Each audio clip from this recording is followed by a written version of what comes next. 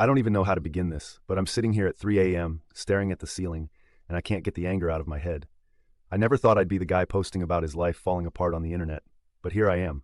My 47-year-old wife, 45 female, of over 20 years cheated on me. Let me just put that out there. 20 freaking years. I trusted her with everything. My time, my love, my kids, and she blew it up for some guy who's closer to our kids' age than hers. I don't even think I'm fully angry yet. It's more like a dull, numb ache that's taking its sweet time to hit me properly. But here's where the story starts. Way before all this mess, before the betrayal, before the cheating, before everything fell apart. My wife and I got married in our early 20s. We met in college. Typical story, I guess. I didn't have much growing up. My parents were hardworking people, but we weren't rich. My wife, on the other hand, came from money. Her family was on a whole different level. Her dad owned some big businesses, and her mom threw charity dinners like it was her day job. When we first started dating, I could tell her parents didn't like me. They never said it out loud, but you could see it in the way they looked at me, the way her mom asked me questions about my future plans like I was being interviewed for a job. Still, I loved their daughter, and she loved me. That's all that mattered to us, or at least that's what I thought. When we got engaged, the family dropped the prenup bomb on me. I remember sitting in their massive living room with her dad practically glaring at me while their lawyer explained the terms. Basically, if we ever got divorced, she wouldn't owe me a dime, and I couldn't touch any of their family's money. At the time, I honestly didn't care. I wasn't marrying her for money, and I said as much. I was some broke college kid, and it's not like I was bringing anything to the table financially either. So why would I argue? I signed it without a second thought. I guess looking back, that was the first time I let them treat me like I was less, like I didn't matter as much as her or their family name. But I brushed it off. I loved her, she loved me, and that was enough for me. Fast forward a couple of years, we got married, had our first kid, Krista, and life felt good. I was working my ass off at my job, pulling in a decent income while my wife stayed home with the baby. That was her choice, and I was fine with it. Honestly, I was proud that I could provide enough to let her do what she wanted. We talked about hiring a nanny or daycare, but she said no. She wanted to be there for the kids, and I supported her. Over the next few years, we had 3 more kids, 2 boys, Jack and Daniel, and another girl, Jane. I won't lie, money was tight at times, but we always managed. I worked harder, she took care of the kids and the house. We were a team, or at least I thought we were. During all of this, her family's money kept things easy for her. They'd send her monthly allowances or pay for things like vacations, clothes, or private schools for the kids. Her family's money meant she never had to worry about much. That was just the way things were, and honestly, I didn't mind. I was still contributing to the household. I paid for our house, I paid for groceries, bills, and whatever we needed to keep going. Then about 10 years ago, her family's money started drying up. I don't know all the details, but there were lawsuits, some bad investments, and eventually, the allowances stopped. Her dad's businesses went under, her mom lost her precious charities. It was like watching a slow train wreck, except it wasn't my problem. Around this time, my wife started to change. She didn't get a job. I didn't ask her to. I just assumed we'd keep going like we always had. But she started becoming bitter, complaining more about the things we didn't have, talking about how different life was before the money ran out. At the time, I thought she was just struggling with the transition. Her whole life before me was one of privilege, and now she was living a life like everyone else. I thought we'd push through. I had no idea she'd throw everything away. Here's the part that stings the most. After 20 years of me being the stable one, of me being the provider while she stayed home, the prenup is screwing her, not me. She has no alimony rights because of it. That was part of the deal, and at the time, she and her family didn't think it would ever matter. But now that she's cheated, now that I'm leaving her, she's realizing what that prenup actually means. The only thing we own together is our house. It's paid off, but the upkeep, taxes, and HOA fees are not cheap. Once the divorce is finalized and the house gets sold, she'll get her share of the proceeds, sure. But after that, she'll have to figure out what to do. I know that sounds harsh, but I'm done caring. She made her choices. I never wanted this. I married her because I loved her. I gave her 2 decades of my life. I helped her raise 4 amazing kids. I worked my ass off so she didn't have to worry about money. And she repaid me by throwing it all away for someone who probably doesn't even know what it's like to have a mortgage. I don't feel guilty for leaving her penniless, and I don't think I should. She didn't feel guilty when she cheated on me. Actions have consequences, and now she has to deal with them. I guess I should explain how I found out about the affair because, looking back, it almost feels surreal. Like, how did I miss the signs? Was I that blind? Or did I just not want to see it? I still go over it in my head, trying to pinpoint when exactly she started drifting away from me, when our marriage quietly fell apart while I was too busy to notice. It all started a few months ago. I'd been working later than usual. Work's been rough this year with layoffs and constant pressure to perform, so I was putting in extra hours, trying to make sure everything stayed afloat. My wife, meanwhile, seemed fine. She wasn't complaining about me working late like she used to, which in hindsight should have been a red flag. I just thought she was used to it after all these years. One night, I came home and she was on her phone, laughing at something. She quickly put the phone down as I walked into the room. That's when I felt it, that weird gut feeling that something was off. I ignored it at first because honestly, what could I say? Hey, I didn't like the way you laughed at your phone. It sounded insane. But that gut feeling didn't go away. Over the next few weeks, she got more and more secretive with her phone. She'd take it with her everywhere, bathroom, kitchen, even out in the garden when she was watering plants. This was not like her. My wife was never tech-obsessed. She'd even make fun of me for being glued to my laptop sometimes. Now suddenly her phone was her new best friend. I told myself I was imagining things. After 20 years, I thought I knew her better than anyone. I kept brushing the feeling off, convincing myself it was stress or paranoia. But then there were the weird errands. She started going out to run errands more often than usual, always alone, always at odd times. The tipping point came when I saw her parked at a strip mall across town. One day I had left work early, completely unplanned, because one of my meetings got canceled. I was driving through the area to grab lunch when I spotted our car. I figured she must have been shopping, but as I pulled into the lot, I saw her sitting in the car with someone in the passenger seat. I couldn't see his face, but I knew immediately it wasn't one of our kids. I froze. I remember gripping the steering wheel so hard my knuckles turned white. That night, I couldn't look at her the same. I finally looked through her phone. The messages were all there. Dozens of texts to someone named Ryan. I read through everything, and my stomach dropped with each word. They'd been seeing each other for months. The texts weren't even careful. They were flirty, suggestive, and downright disgusting at times. Stuff like, "Can't wait to see you again," or "Last night was amazing." There were a few pictures too. Nothing graphic, but enough to tell me exactly what was going on. It felt like the ground disappeared beneath me. I stood there in the kitchen with my wife's phone in my hand, shaking. My head was pounding. I put the phone back exactly where I found it and walked outside because I couldn't breathe. I don't know how long I stood in the yard, staring at nothing, but eventually, I went back inside. She came out of the bathroom with her hair wet and asked if I wanted to watch a movie later. She smiled at me. Smiled like nothing had happened. That's what I can't get over, how easily she could lie to me, look me in the eyes, and pretend everything was fine. That night, I didn't say a word. I slept, or pretended to, on my side of the bed while she snored softly next to me. I lay there, staring at the ceiling, trying to figure out what the hell I was going to do. Part of me wanted to wake her up right then and confront her, scream at her, demand answers. But another part of me felt numb, like if I stayed quiet long enough, maybe I could pretend I hadn't seen anything. The next day, I called a lawyer. I didn't say a word to my wife. I just left for work, sat in my car for an hour, and then found a divorce attorney who came highly recommended. I didn't want to play games. I wanted to know my options and what I could do to get out of this marriage as cleanly as possible. My lawyer was great. She walked me through everything calmly and told me I needed to act smart, not emotional. She said not to confront my wife yet and to start gathering evidence. The texts were a good start, but I needed more.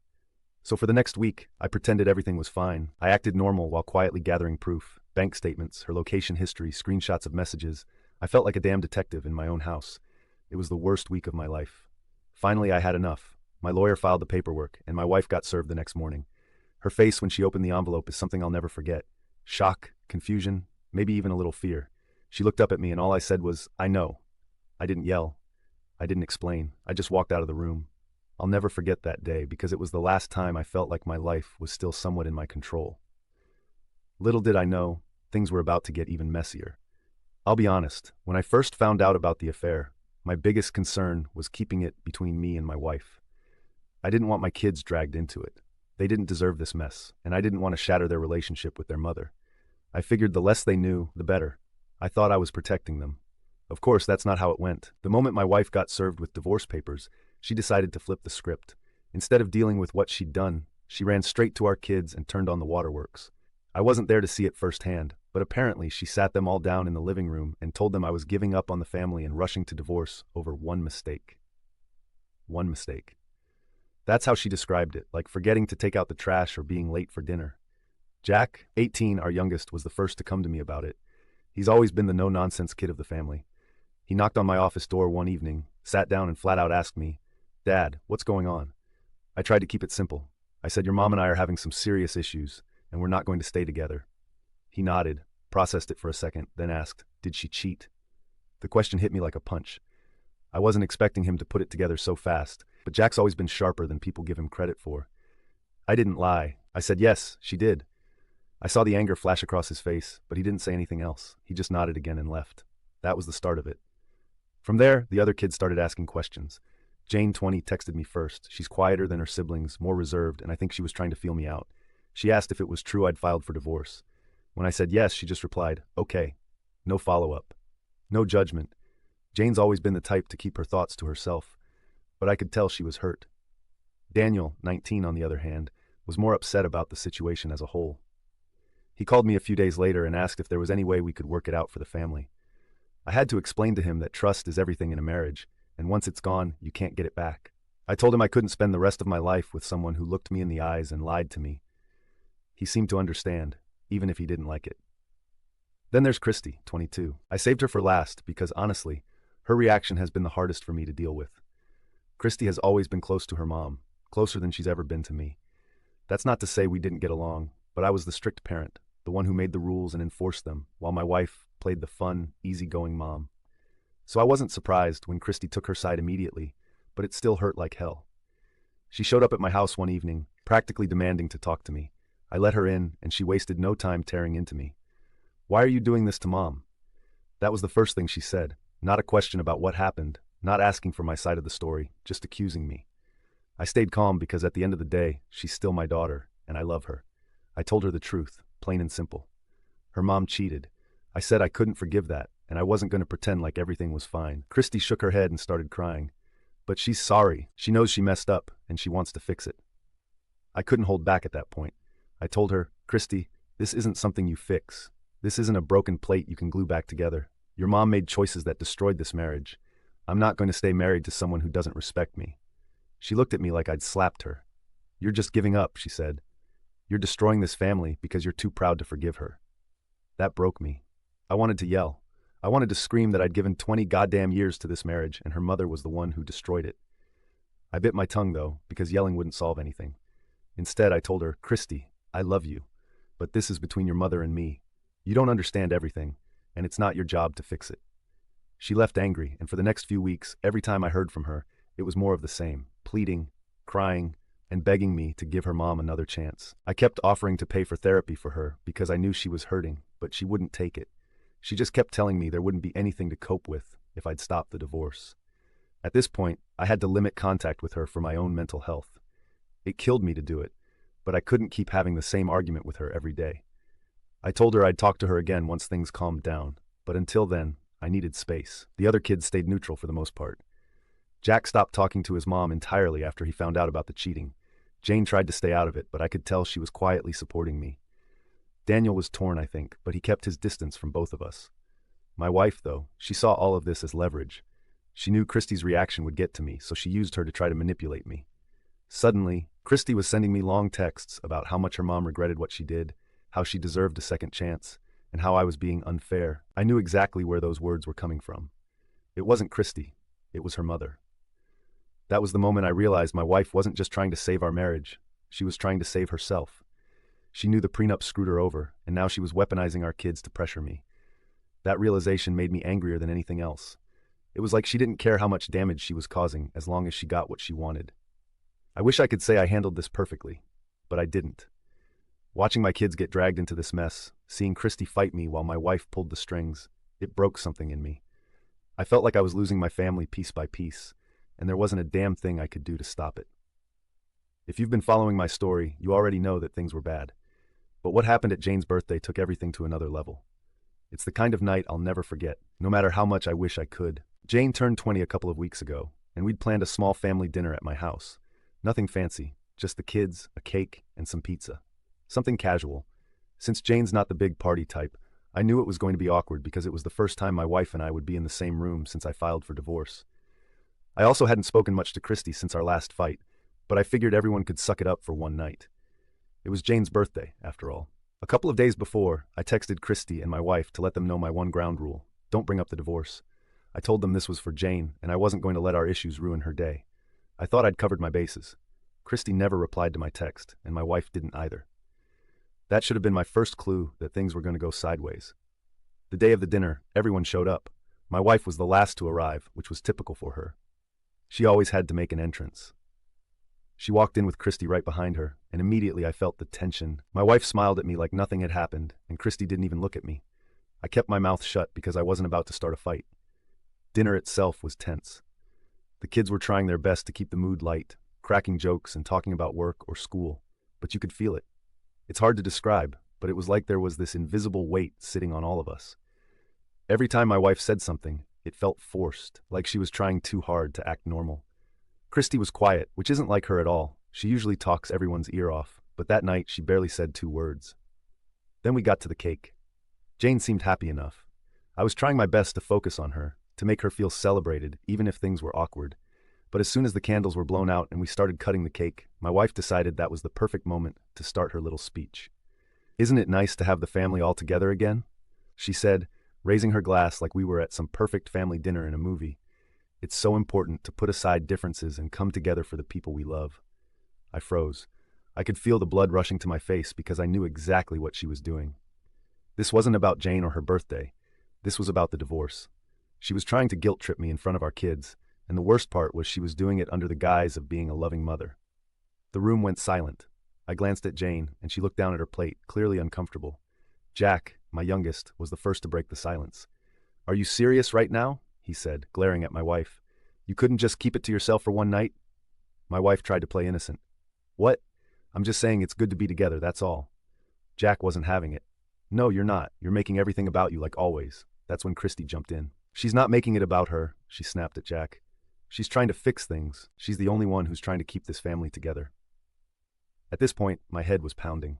I wanted to stop it before it turned into a full-blown fight, so I said, "Enough. This isn't the time or the place."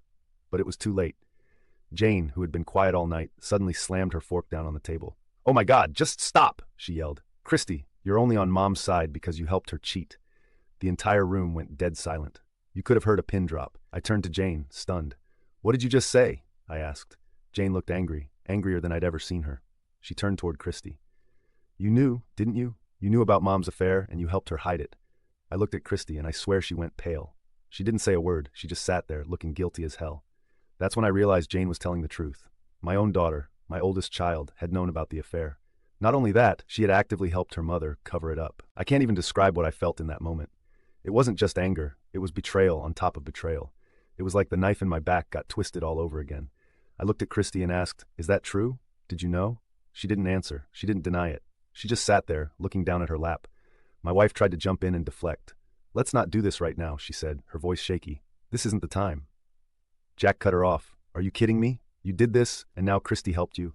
You're unbelievable." The whole dinner turned into chaos. Jane stormed out of the room. Jack was yelling at Christy, and Daniel was just sitting there completely stunned. I didn't know what to do. I was too angry, too hurt, too overwhelmed to even process what was happening.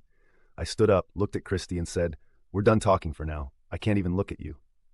Then I walked out. I sat in my car for probably an hour that night, trying to process it all. My wife had betrayed me, but Christy? I never thought she'd be capable of something like this. I get that she's close to her mom, but covering up an affair? Helping her lie to me? That's something I don't think I can ever forgive. When I went back inside, the house was quiet. Everyone had left. I sat in the dark for a while, feeling like everything I'd built was crumbling around me. That night, I decided I couldn't keep trying to fix things with Christy. Not now, not after this. I'd already lost my wife, and now I felt like I'd lost my daughter too. After Jane's birthday dinner blew up, I spent the next few days in a fog.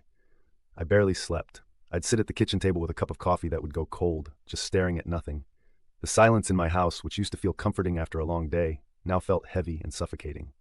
It's weird how everything can look the same, but nothing feels the same anymore. The truth is, what Jane revealed about Christy broke me in a way I didn't think was possible. I always assumed that if my marriage ever fell apart, and let's be honest, no one thinks it will, my kids would still be my anchor. I figured no matter what happened between me and their mother, they'd at least understand I did everything I could for this family. But finding out that Christy, my oldest daughter, the one I carried on my shoulders as a toddler and stayed up late helping with homework as a teenager, knew about the affair and helped cover it up, that hit me like a freight train. I couldn't wrap my head around it. How do you even process something like that? Was she lying to my face all these months too? How long had she known?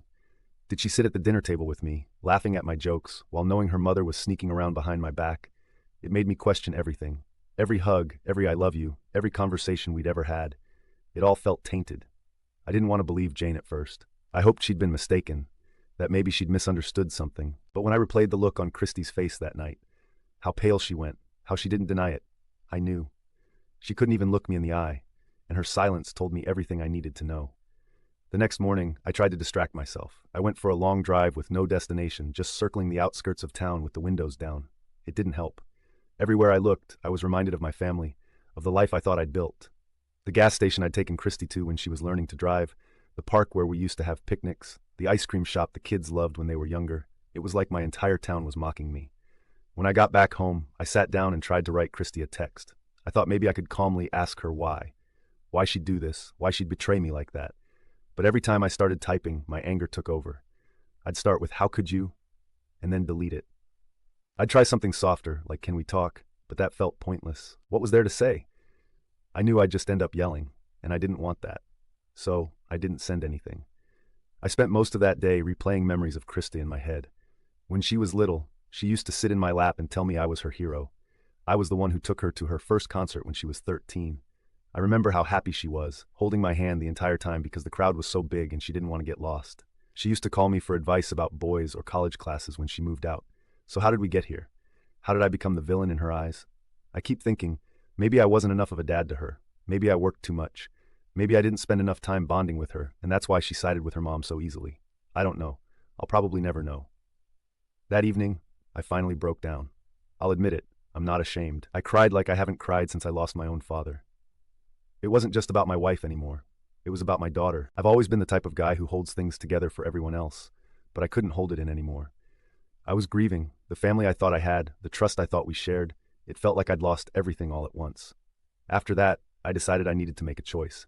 I couldn't keep sitting in my house feeling sorry for myself. I couldn't keep driving myself crazy replaying what Christy did or why she did it. I love her. She's my daughter. But I realized that I can't fix this right now. She made her choice, and I can't let her guilt trip me into fixing a marriage that's already dead. I texted her the next morning. It wasn't long, just, "Christy, I love you, but I need space right now. I can't talk about this until I've had time to process. I hope you understand." She didn't respond. It hurt not to hear back. But in a weird way, it also gave me some peace. For the first time in weeks, I felt like I was taking control of something. Christy wants to blame me for breaking up the family, but I refuse to carry that burden. I didn't cheat. I didn't lie. I didn't drag her into this mess. Her mother did that. And if Christy wants to ignore that fact, that's on her, not me. I've also decided to focus on the kids who do understand. Jack hasn't talked to his mom since Jane's birthday. He's angry, but I can tell he's also trying to hold himself together. I talked to him briefly about what happened, and he just said, "Mom screwed up. That's not on you." Hearing him say that made me realize I'm not alone. Jane's been quiet since her outburst, but I pulled her aside the other day to check on her. I told her I was proud of her for standing up for what was right, even if it caused a scene. She teared up a little and said, "I just wanted the truth to come out." I hugged her, and for the first time in weeks, I felt like maybe things would be okay.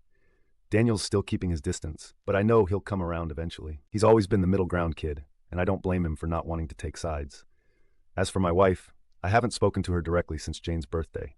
My lawyer handles everything now, and I plan to keep it that way. The less contact I have with her, the better. I don't know what the future looks like with Christy. Maybe one day she'll realize what she did, and we can rebuild our relationship. Or maybe we'll never recover from this. All I know is that I can't force her to see the truth, and I can't let her guilt manipulate me anymore. For now, I'm taking it one day at a time and trying to focus on the kids who are still here for me.